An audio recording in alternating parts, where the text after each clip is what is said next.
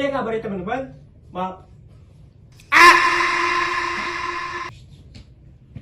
Assalamualaikum warahmatullahi wabarakatuh.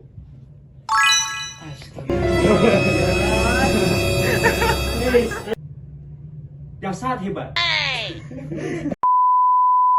Assalamualaikum warahmatullahi wabarakatuh.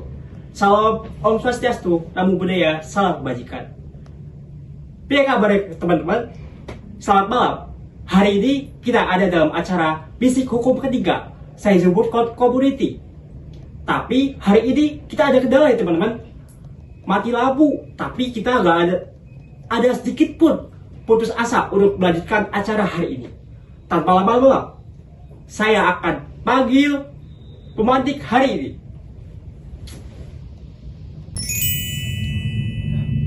Oh, kita ternyata udah ada di sini. Terima kasih sudah hadir. Iya. Hari ini kita ada di dalam acara Bisik Hukum ketiga, saya Zumur Court Community 2024.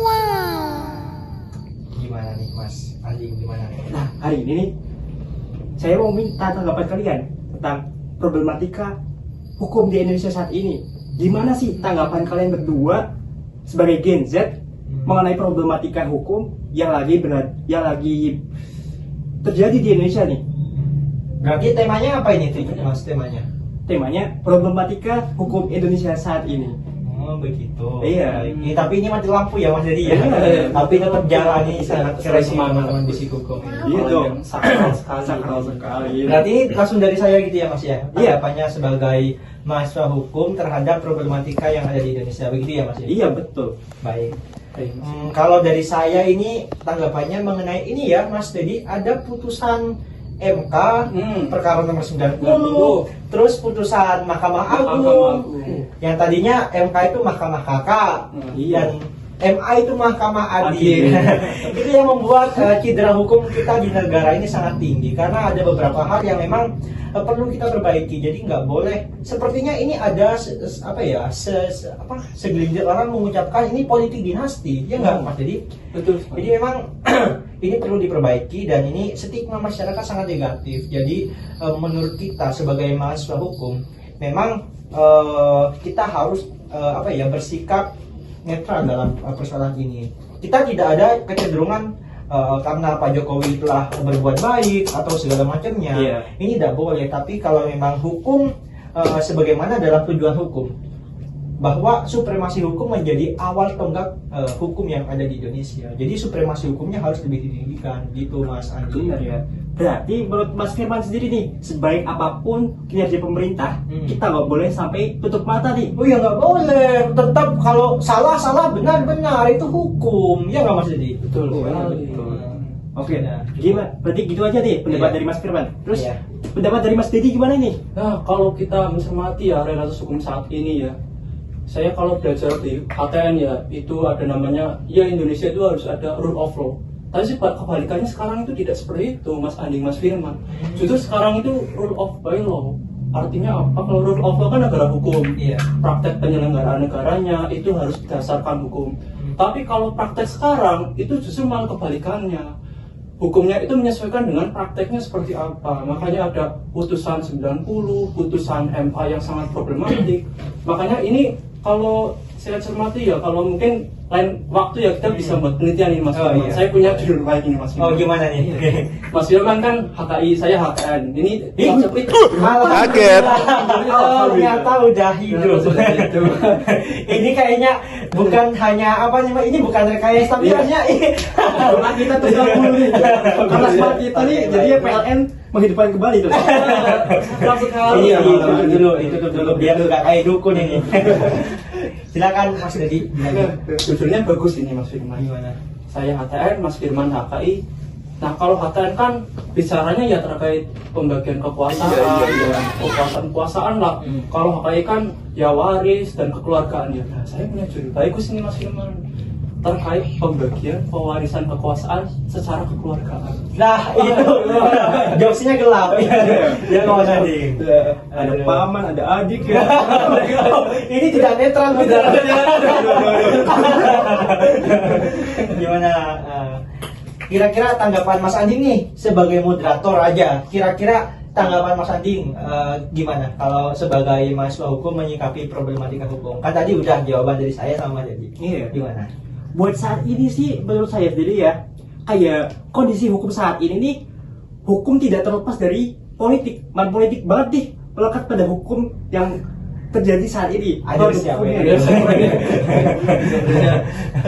Nah, jadi itu sangat bahaya nih.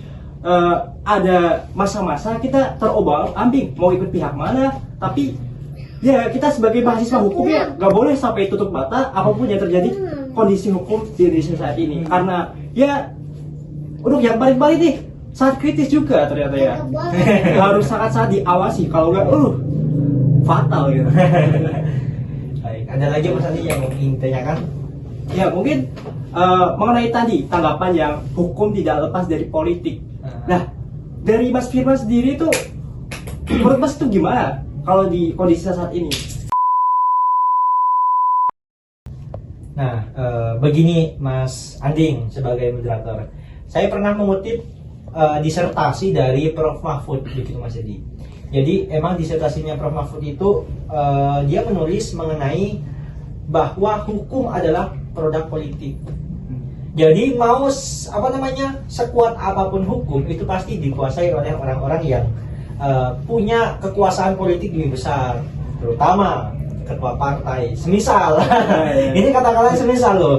Kan bisa saja ketua partai itu memiliki kekuatan yang sangat besar untuk mempengaruhi keputusan-keputusan di bidang hukum, baik itu sifatnya keputusan pemerintah atau hal-hal yang lain. Saya tidak tahu, tapi yang namanya ketua partai itu memiliki kuasa yang sangat berpengaruh untuk membuat kebijakan. Kan tinggal menyuruh kepada anggota dewan, hei kamu, kan bisa kayak gitu. Iya, betul. Begitu Mas Andi. Nah terus nih dari Mas Firman sendiri, buat solusi tentang problematika hukum yang terjadi saat itu gimana sih? Begini, karena memang kalau kita kalau kita menunggu terhadap beberapa perubahan-perubahan yang dibuat oleh DPR seperti memperketat undang-undang atau hal-hal yang lain, sepertinya kalau saya udah suzon. Saya sudah bukan husnuzon lagi Mas Andi, karena ada beberapa hal yang mungkin sering terjadi di masyarakat atau di lapangan. Ada beberapa yang itu tidak sesuai dengan kebutuhan masyarakat.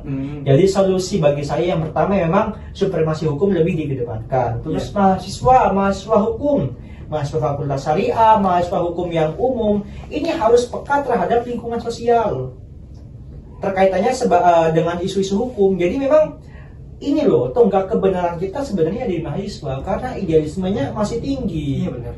Kalau sudah idealismenya masih tinggi ya dia bisa membantah kekuasaan. Tapi kalau nanti ketika sudah jadi mahasiswa masuk partai jadi anggota dewan ya sama aja kan kayak gitu. Iya. Jadi emang peran-peran kita sebagai mahasiswa sangatlah sentral di situ, begitu Mas Andi. Nah sekarang pindah nih ke Mas Dedi. Buat solusi mungkin ada nggak sih dari Mas Dedi tentang problematika sekarang ini? Nah, seperti yang kalau dari saya ya Mas Firman, Mas Anding, nah hukum ini kan memang kecenderungannya produk politik. Iya. Makanya setiap partai kan hakikatnya ada coraknya, ada nasionalis, religius, yang diharapkan ketika masuk di parlemen itu dia membawa corak identitas partainya dan menjadi sebuah produk hukum seperti itu. Tapi kan realitanya tidak seperti itu Mas Firman. Iya, Justru hukum sekarang itu lebih ke ideologinya pragmatis. Makanya produknya pun sangat erat kaitannya dengan kepentingan. Ya namanya politik kan hakikatnya adalah memperkuatkan kekuasaan kan seperti itu. Nah, kalau dari saya dan Mas Andi, Mas Firman, kalau untuk suatu solusinya ya, yang pertama tadi seperti yang sudah dikatakan ya, supremasi hukum. Hukumnya itu harus dikuatkan lagi.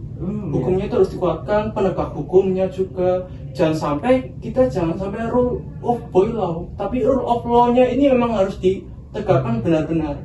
Ya, yang kedua, karena hukum produk politik, maka sistem corak, sistem sekarang itu sangat sudah amburadul sekali, Mas. Sistem masuknya kader-kader partai, militannya seperti apa, itu sudah sangat coraknya berantakan sekali. Maka perlu ada penataan terkait regulasi partai. Masuknya suatu kader sehingga dia ketika membawa partai corak khasnya itu dia memang sampai ke parlemen. Karena ini yang sudah dilupakan kader-kader partai, pragmatis sekali sekarang. Ini harus ditegakkan. Nah, yang ketiga, kita sebagai mahasiswa itu harus peka terhadap isu-isu hukum. Nah, tidak dipungkiri mahasiswa itu adalah agent of change. Makanya mahasiswa ini yang justru harus benar-benar meregulasi, membawa nama mahasiswanya itu untuk memperjuangkan hak-hak rakyat. Jadi mahasiswa ini yang sebagai corong rakyat harusnya yang turun ketika ada sesuatu yang tidak benar, meluruskan apa yang sudah lempeng. Nah, ini yang sudah harus dikerjakan oleh mahasiswa sendiri. Makanya kalau mengutip kata-katanya Abraham Lincoln ya, Iya. when injustice become law, resistance become duty. Ketika suatu ketidakadilan menjadi undang-undang, maka perlawanan adalah suatu kewajiban. Wis, lawan. Harus dilawan ya. Inilah mahasiswa. Baik. Benar banget nih tadi yang perkataan dari Mas Didi sama Mas Firman tentang kaderisasi kader partai sendiri nih sekarang nih kayak anggota partai politik aja sekarang udah jarang banget nih ada pendidikan partai politik sebelum masuk jadi kader politik. Apalagi partai-partai kecil tuh bahkan sekarang kayak artis terus tiktoker bahkan kayak selebgram tuh udah bisa jadi DPRD, DPR. Aduh, Gimana kan ya? Karena begini Mas Anjing, sebenarnya bagi saya tidak ada partai yang buruk. Iya. Karena setiap idealisme partai memiliki ciri khasnya sendiri. Pernah dengar Soekarno? Dia ketika membentuk PDI Perjuangan, kan tadinya dia PNI, diganti lagi menjadi PDIP Perjuangan, PDI Perjuangan. Nah, idealisme yang ada di dalam dada PDI itu ada yang namanya dedication of life, mendedikasikan diri untuk hidup. Jadi siapapun yang menjadi kader yang nantinya akan menjadi pemimpin, maka dia harus mendedikasikan dirinya untuk negara. Iya benar. Nah, ada beberapa orang yang tidak bisa memahami kata-kata itu. Ya benar kata Mas Andi tadi, dari YouTubers, TikTokers, tiba-tiba langsung jadi DPR. Itu saya sebenarnya agak seuzon. Kira-kira pendalaman soal karakter sebagai kader politik itu gimana? Apakah dia punya idealisme atau pengetahuan politik gitu loh? Iya. Kompetensinya aja dipertanyakan. Gimana? Ya. Tapi Iya, kan gitu. ya nggak ada salahnya juga kan, dia sebagai rakyat kan juga ingin jadi wakil rakyat gitu. Tapi kompetensinya gitu. Secara hak diperbolehkan, Iya. tapi secara kemampuan kan gitu. Dipertanyakan. Iya, betul banget ya. Untuk rakyat dipertanyakan.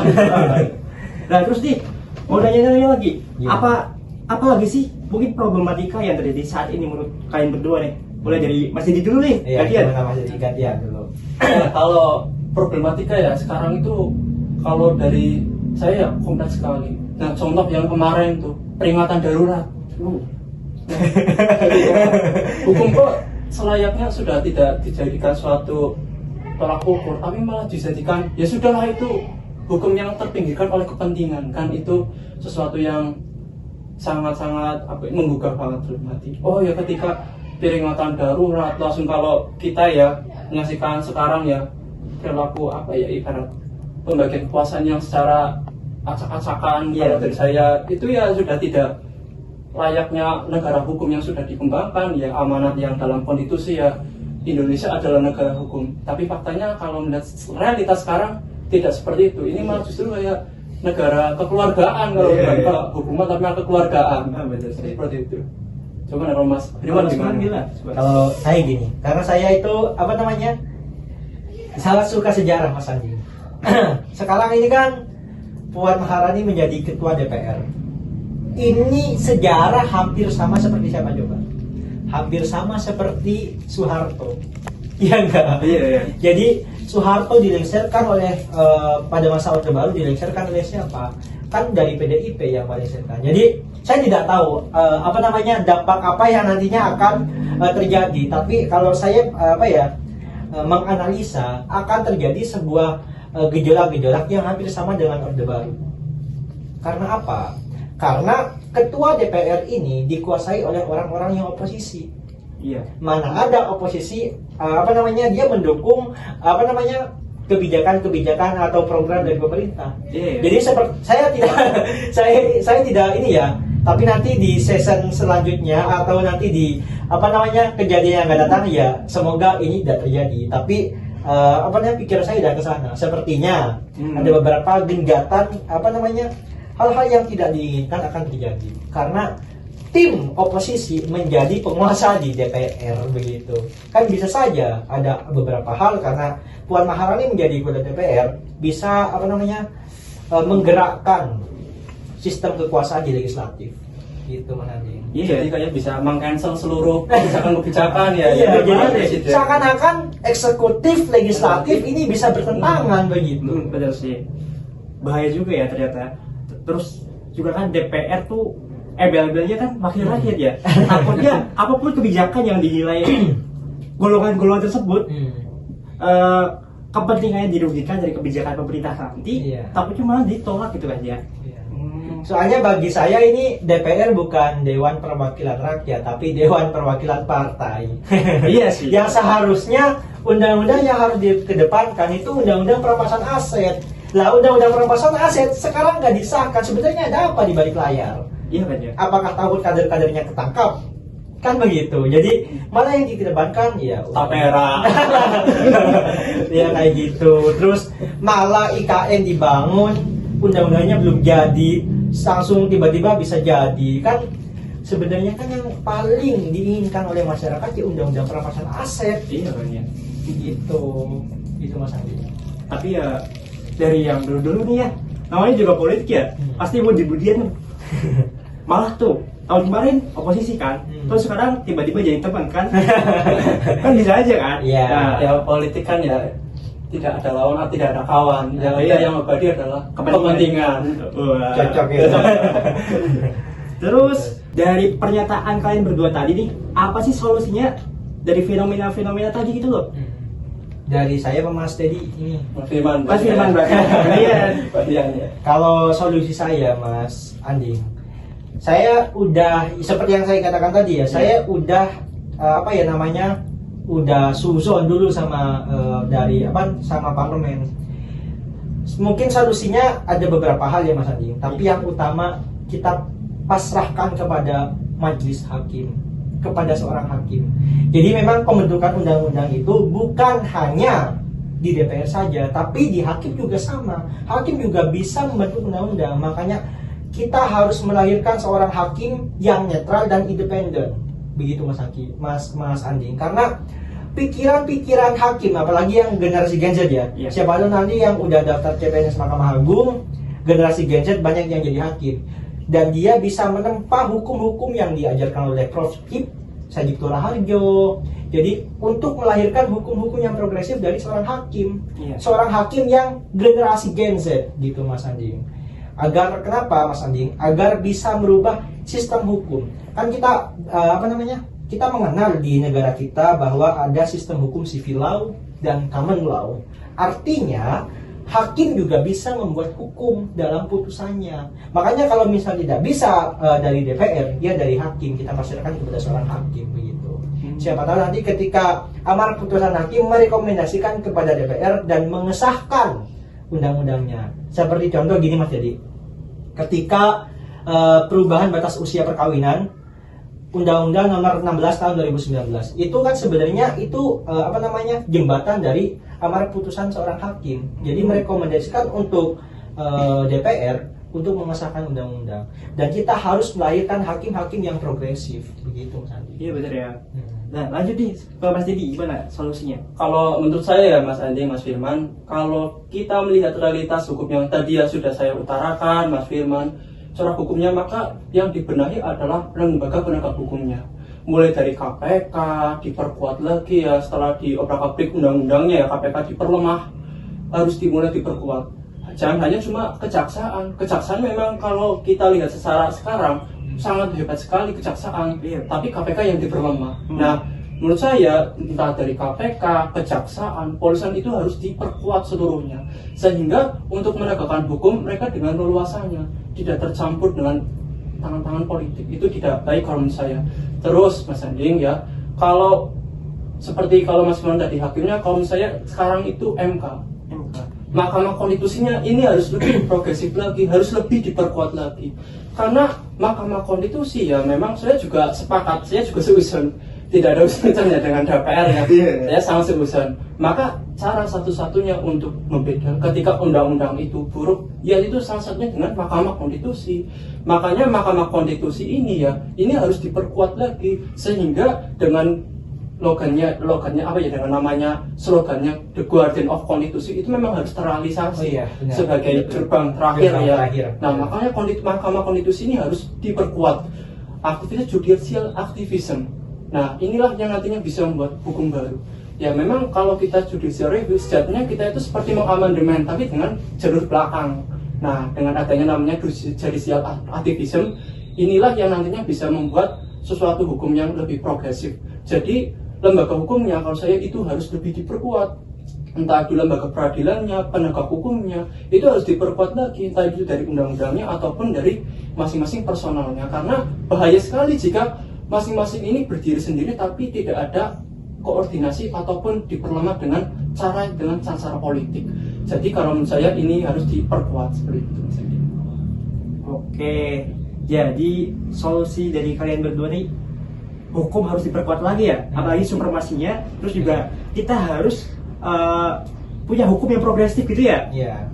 Jadi nih kesimpulan dari bincang-bincang kita tadi nih, buat menyikapi problematika hukum yang terjadi saat ini nih, kita perlu memperkuat supremasi hukum. Terus kita juga perlu memperkuat dari segi profesional dari hakim kita sendiri. Terus, Sebagai penegak hukum. Iya, sebagai penegak hukum ya. Terus dari MK sendiri juga harus diperkuat ya, Mas Didi. Ya, lembaga penegak hukum. Iya, karena sebagai lembaga penegak hukum. Tidak hanya itu, karena hukum gak lepas dari politik ya. Ya kaderisasi dari partai politik juga harus diperkuat lagi ya, karena Iya, mereka barangkali nanti Mas Mudarto mau jadi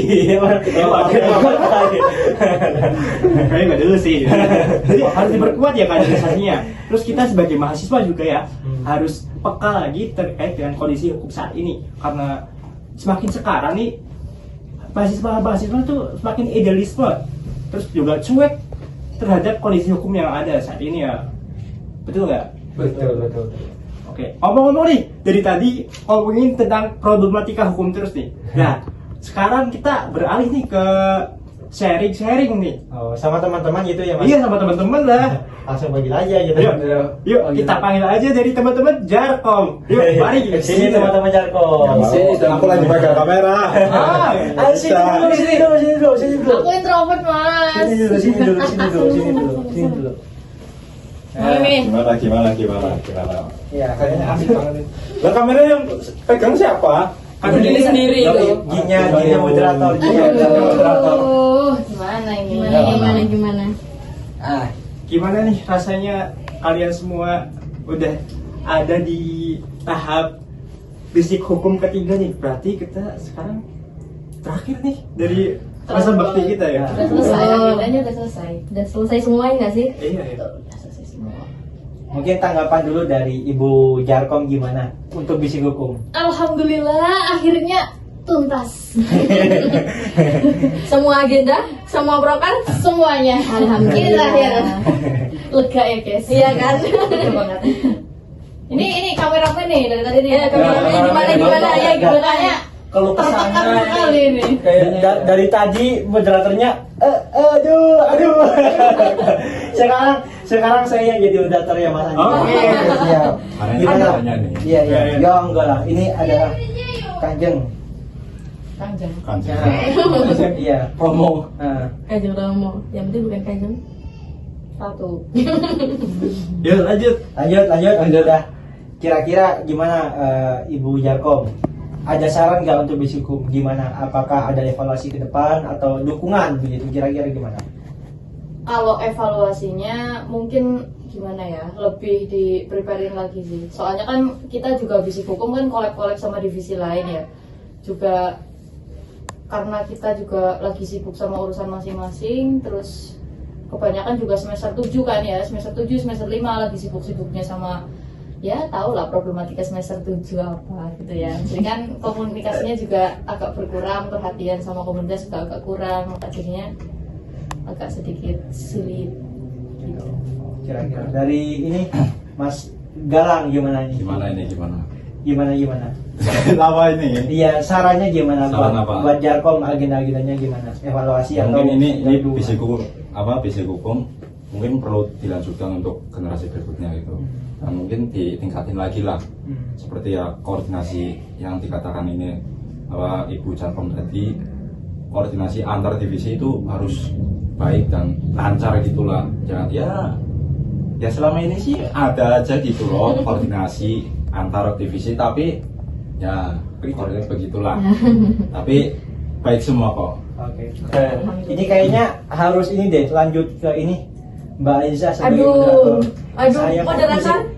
saya mau izin dulu ke kamar mandi. Aduh. Izin dulu ke kamar mandi. Lanjutin dulu. Lanjut. Geser. Aduh. Geser kita Gak usah beralih masuk ke ke situ aja. moderator selanjutnya. Mbak Sisa sebagai moderator. Yuk Mbak Sisa. Aduh, moderator. Panas nih. Aku Ini boleh, aku Ya, aja boleh, gini. boleh.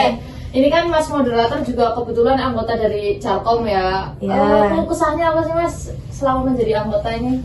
Kalau kesahnya ya karena kita sendiri kan nggak bisa ya terfokus ke organisasi ya, kita juga kuliah ya.